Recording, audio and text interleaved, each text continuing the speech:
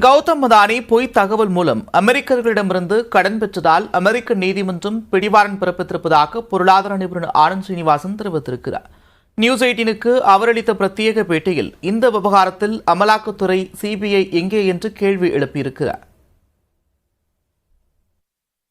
FBI case போட்டு arrest warrant கொடுத்துட்டாங்க, பிடிவாரண்ட் கொடுத்துட்டாங்க. இது அதானி மேல மட்டும் இல்ல, இன்னும் 5 பேர் அதானியோட சேர்ந்து இன்னொரு 5 பேருக்கு கொடுத்துருக்காங்க. ஸோ 6 பேர் மேல பிடிவாரண்ட் இருக்கு.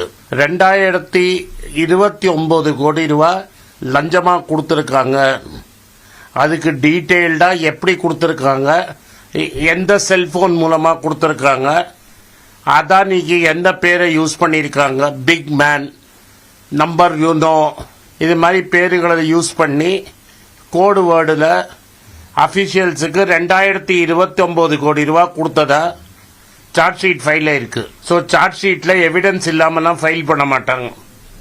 அப்போ